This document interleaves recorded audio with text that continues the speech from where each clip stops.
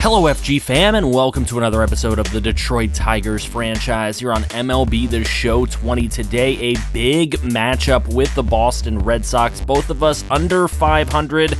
Not really liking how our season's going right now, but we are taking on one of the best pitchers in all of baseball in Chris Sale, looking like Slender Man out there. Please make sure you drop a like on this video, subscribe if you're new to the channel for the love of franchise content. That is all we do here. We can build a winner together. Carlos Martinez will take the mound for us. He's 3-2 this year with a 3.50 ERA and a 1.57 whip. So kind of a mediocre season, but more or less on par with what he's been doing in his career. He gets the opening strikeout to end the first inning. Lovely, lovely pitch. Now Chris Sale, yeah, like I said, looking like Slender Man out there. 267, a .97 whip. He's been incredible. 101 strikeouts already. And here's Kendall Brown hitting one down the left field line. That's going to go all the way to the wall. Kendall Brown into second with a stand-up double. What a leadoff hit for us. Now with one away, here's Turner. He's going to get one over to short. And Brown trying to get to third. He's going to get caught in a little rundown here, and he is going to be tagged out, and that kind of sucks for us. We were hoping to bring in a run there. CJ Cron with one going deep to right center field. Unfortunately, warning track power, and that would move us into the second inning. Here's Martinez in trouble a little bit again, but again getting the half-inning ending strikeout on a called strike three. Into the top of the third. This one's going down the left field line and all the way into the corner. That's an easy double, one-out double for the Red Sox, and they've got a runner in scoring position again in the top of the third.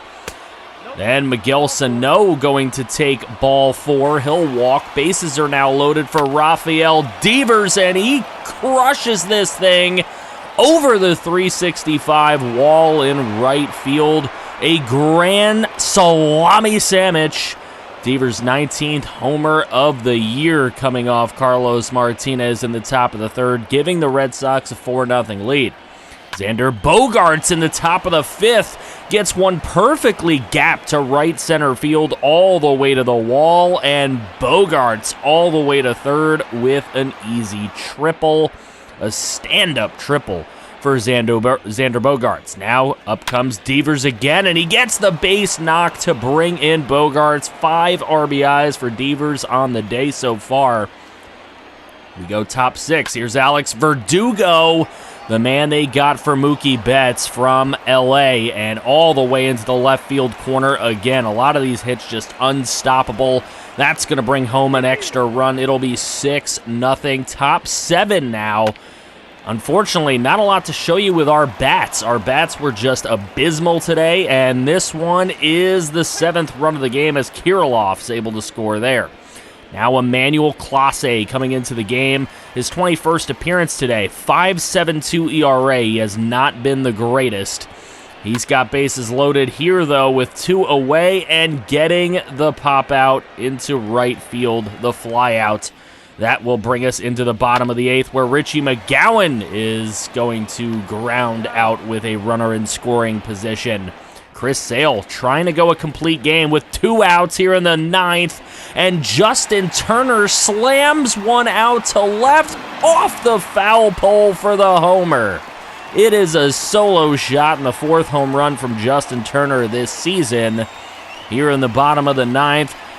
At least putting the Tigers on the board today at 7-1. They will not win this game. In fact, they will lose it 7-1 as Carl Edwards Jr. comes into the game after the Sale homer is given up. And right away with 2 outs, getting the strikeout on Cron to confirm that 7-1 win.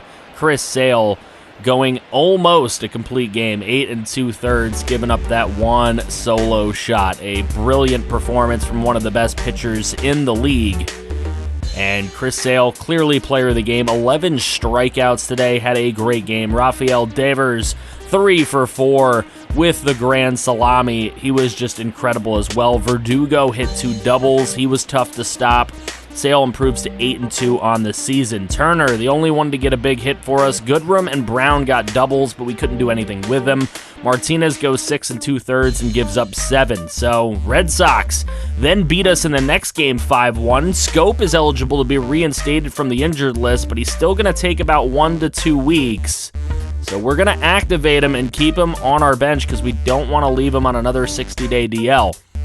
So now it is time for the draft. If y'all didn't see the scouting episode, that will be linked after this video, so make sure you check that out. It is an incredible collab with Octagonal Gaming. So we were looking at who to go with our 20th overall selection. Todd Ferreira, one of the guys in the scouting episode, Trey Mullins as well, and Chris Castro. A lot of good selections here we could have gone with, but I don't feel like we have our franchise catcher on roster yet. So Chris Castro was our first selection, 20th overall. We brought him in out of Puerto Rico. Todd Ferreira ends up going to the Marlins. You can see that there. Trey Mullins is still on the board with our competitive balance pick, so we go for that. That was a good thing to see. We love to bring in a guy like him. So 2 decent players, I think, that we saw in the scouting episode, but now absolutely no scouting information the rest of the way through. This is going to be tough. Javier Velasquez was looking pretty good as a relief pitcher. I feel like our bullpen is kind of not really where we want it to be at this point, so bringing in some more bullpen pitchers can definitely help us out. Now we're looking at 2 more. Ross Ramirez is a guy we're looking at, obviously not fully scouted, and Lonnie Salem. These are 2 guys that potentially could help out our pen in the future. We're going to bring in Ross Ramirez, hoping that maybe Ronnie Salem is there on the back end in the 5th round. He's not, but Santiago Hernandez is there out of the Dominican Republic, so that would be a nice choice. Or starting pitcher Nick Wall. Santiago Hernandez scheduled to come up around 2023. That could help us a lot more. I didn't want to go with the 2023 closers. We have enough closing pitcher in our stable. So now with our final pick in the 6th round, Patrick Schaefer's available at second base. That's taking a complete chance. It would have to be probably him or Nick Wall, as a lot of these guys don't seem to have much potential. So we go for Nick Wall. He was somebody we considered with our 5th round pick. So looking at how we did, Chris Castro, a 60 overall with 88 potential. Mullins has 89 potential. Velasquez at least has 78. And Nick Wall at least has a C potential. Castro's looking pretty good. Mullins as well looks like a guy that can definitely develop a nice little contact hitter. Velasquez at least has a lot of velocity. Maybe he'll just be a AAA player the rest of his life once he gets there. Ross Ramirez is a guy we did not even sign. Don't even want to bring him in with these numbers. That is not something that we're too interested in, especially at 22 years old. And then Hernandez, we signed him, but likely he'll be either traded in the offseason or he'll just be a AA, AAA player. And then Nick Wall, I feel like he could be a solid AAA player. Those guys, I don't expect many of them to come to the majors. Now you can see how everyone else did in the league. I feel like we had one of the better drafts, possibly not the best, but at least a decent one. Let me know who you think had the best draft out of all this in the comments section below. And we will move into the final game of this episode as we are taking on the Texas Rangers in the rubber game. They are even 500. We are a few games below 500, looking to get our way up there. Joey Bart is their 9-hole hitter. Nice that they acquired him. Texas Rangers trying to do some winning. We are at home again in this big-time home stand, looking to get another win. Jordan Balazovic on the mound for us. 5.75 ERA, a 154 whip. He can do better. I know he can. He has the potential to do so. And here in the top of the first, very first leadoff batter is Winners, and he is going to get the double in the gap. That is easy. He might even go for 3, and he will, all the way to third with a leadoff triple. Not the way you want to start the game if you're Jordan Balazovic. With 1 out, giving up the single up the middle. That one just could not be reached by Justin Turner, and that is going to be the first run of the game, belonging to the Texas Rangers. An old friend is now a foe in Spencer Turnbull. He is 5.29 ERA on the season, a 176 whip.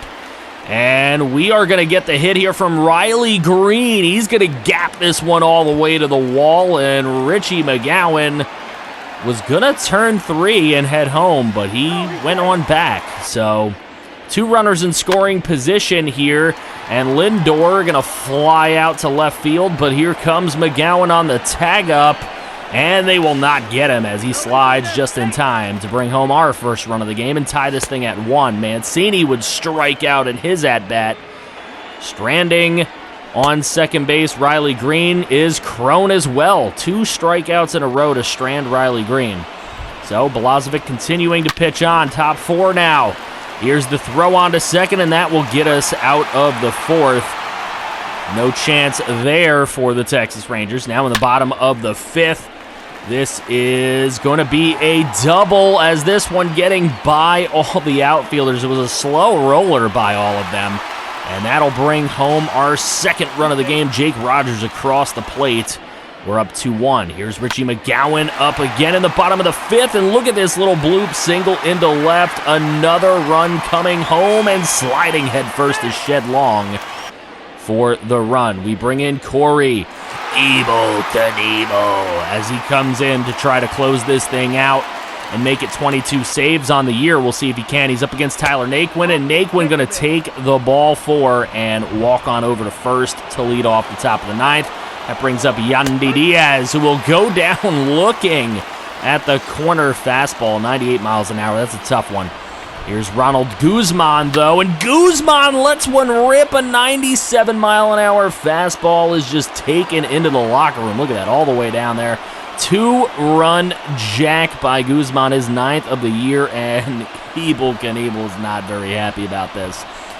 So Guzman coming across the plate and tying this game in the top of the 9th inning.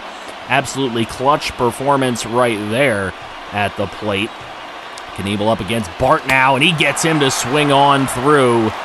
And we go to the bottom of the 9th. Here is Turner, and Turner going to hit this one up the middle. That is a good leadoff hit in the bottom of the 9th. Good piece of hitting on a full count. Bringing up Nelson Barreto, and he goes down on the curveball. Fooled on that one by Michael Waka. Now Jake Rogers up at the plate. This one's barely tapped, but it will bloop over into right field, having some trouble handling it. And Turner will get over to third base. So Alex Wilson coming in. They're a little bit scared. They take Michael Waka out. Wilson has not had a good season against right-handed batting, and this is his 35th appearance. That one's just a bit outside, and they call a strikeout on Shed Long. That'll bring up Richie McGowan, who gets the base hit to win the game.